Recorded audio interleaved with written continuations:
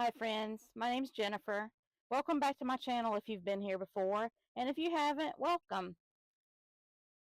Today I want to talk to you about how to quit your job and reclaim your life. I'm a 55-year-old single woman, single mom of three boys. They're all grown up. And last week, I left my 9 to 5 corporate job. I was making six figures and I walked away from it because I just couldn't do it anymore. It was just not feeding my soul. It was not aligned with my values. And if you know, I was working in the healthcare insurance industry.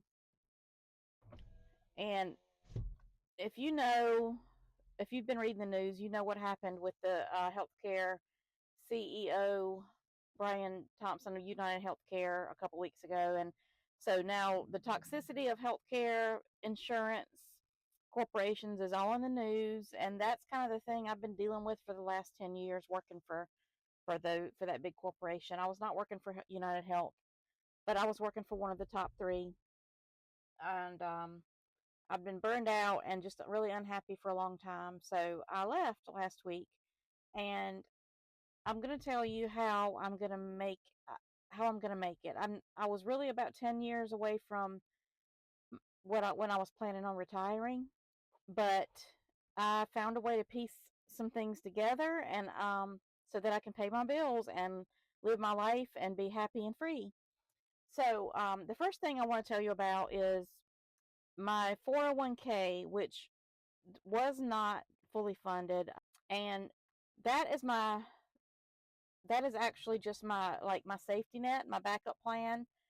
I found out about the rule of 55, which I didn't know about until a few months ago, and it depends on your plan, your company's plan, and you have to go and read your documents that go along with your 401k. But the rule of 55, if your company participates, and I think it's more likely that they do than don't, is that if you are 55 or if you leave your job in the year that you turn 55 or later, and you have a 401k with that current employer that you're leaving, you can tap into that 401k without penalty. You do have to pay taxes on it because it's tax-free money, but you have to pay taxes on it if you're 65 or 70 as well. That doesn't change, but you're not going to be subject to that 10% penalty if you withdraw it under the rule of 55. It does have to be your current company's 401k, and it has to be allowed. So you just have to check into that, which I did before. So I know that I have that money to kind of back me up while I'm in the process of building up my other income, which I'm going to tell you about. So, my number one income source that I'm planning on, and I'm still building it up, but I'm a real estate agent. I've been doing that for a couple of years part time. So I'm planning on building up my real estate business. I've been doing pretty well so far for a part time agent, just getting business from my circle, from my sphere. So I'm planning on building that up and that being my main source of income. I also am a nurse. If you haven't been here before, I'm a nurse with a master's degree, and I've wanted to try out teaching nursing for a long time, and for years I've thought, well, maybe that was something I would do when I retired. So I have it lined up for the spring. I'm going to be teaching part-time nursing clinicals. I'll be at the hospital with the students, and it'll probably just be 1 day a week, and it's just for the spring semester right now, but it's all lined up. So I have that as a small income that I can continue doing if I like it and if I want to continue doing it. And maybe if down the road I decide I need to start to go back to work full time, I can teach nursing. Real estate nursing. I have some rental properties. Now admittedly, this is an income stream. This is an income stream that I've been building up for years. I started and I did it very slowly. I don't have that much because I'm very risk averse.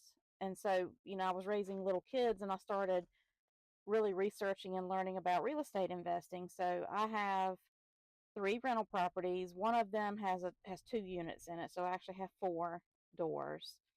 And those are going to also giving me some passive income. Not enough, to replace my salary, but I'm getting some income there. I also sell things on eBay and Etsy. I have a print on demand store on Etsy. I've designed some t shirts and one coffee mug that does really well. And I've done it through Printify, which is a website that where you can. So I design my products. I design my t shirts and this mug in Canva. I have a $12.99 a month pro Canva account that I use for my real estate marketing, and also I use it for my print on demand. And there's lots of videos out on YouTube to tell you how to do this. I'm not a professional. I don't think I'm an expert on it, but I use Canva to create the designs, and then Printify is the website where you can apply those designs to t-shirts and other products, and then Printify integrates with your Etsy store. So when somebody orders on Etsy, it automatically sends the order to Printify and they fulfill it. So it's a passive income source. It's not a huge passive income source for me because I haven't spent a ton of time building it up. But right now, with the holidays going on, it's doing pretty well. So that's one. And then eBay, I like to flip things.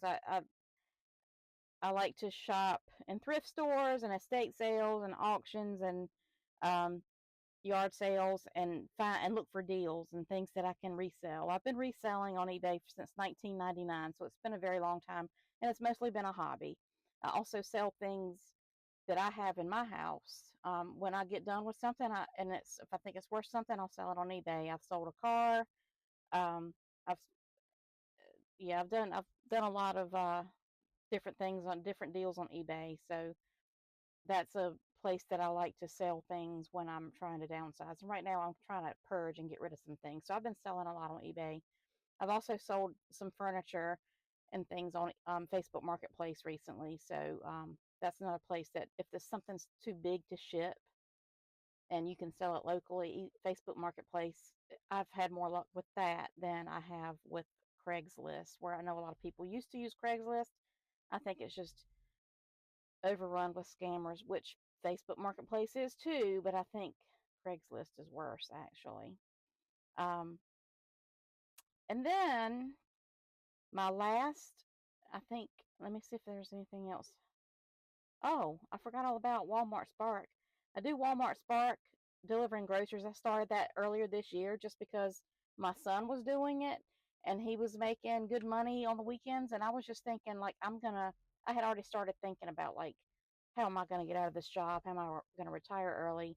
And I was trying to find money everywhere I could find it to pay off some debt so I could do this. And I really enjoy it, actually. I enjoy getting out and about and delivering groceries to people in my town. Sometimes it's a pain, but I mean, compared to what I used to do for a living, it is easy peasy and it keeps me active and gets me out, and I like it, and I can make a little extra money that way. Yesterday I did it for 5 hours and I made $170. Sundays are good. And the last thing that I've recently added is YouTube. I monetized my YouTube channel about 6 weeks ago, and now YouTube is another little source of income for me. So I have not replaced my six-figure income with the all these income streams I just told you about, but I kind of built up to being able to leave my job by paying off as much debt as I could and decreasing my expenses and living frugally. I'm driving a 16-year-old minivan. It's paid for.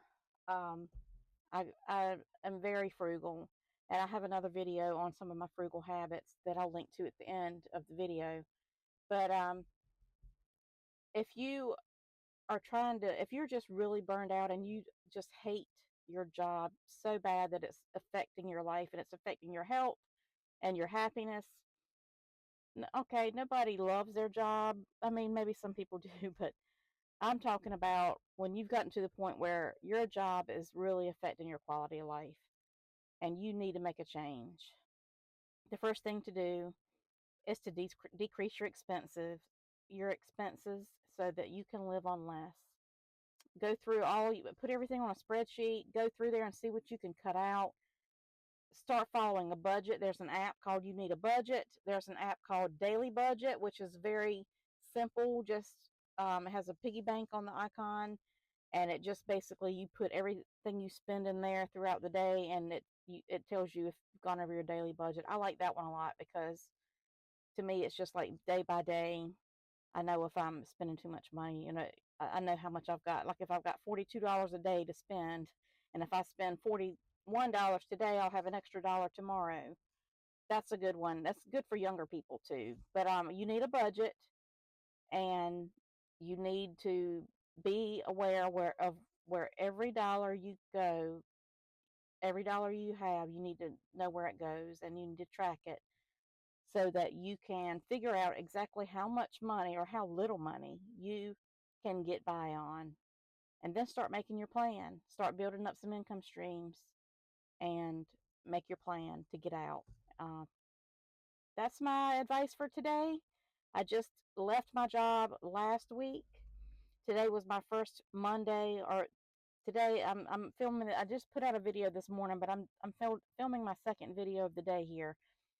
This morning I woke up with no 9 to 5 job, and it was really weird to not have to set the alarm and to get up. And I can't lie, there's been a little anxiety today about, oh my God, like I feel like, am I going to have to be hyper vigilant trying to make money every single minute of every day? That's just my money anxiety. I grew up pretty poor, and I have a lot of anxiety surrounding money. So that's my thing that I have to work on. But overall, it's been a really carefree day, and I kind of feel like I'm on vacation, but I know that it's permanent, except for the part time job that I'm going to do next quarter for only 8 weeks, and then my real estate transactions that I have going, which I find that fun. That's a hobby to me. So I think the key is to find something that you can do to make money that you can enjoy, that at least aligns with your values and it seems to fit you as a person, and go from there. Please leave me a comment and give me some ideas. Let me know what you're thinking of doing. Let me know how you're feeling about your job. Let's talk about this in the comments. And please like and subscribe if you've enjoyed this video. I have plenty of others, and I'm going to keep making more. I'm really getting into this YouTube thing. I really like it. It's fun. So thanks so much for watching. Have a great day.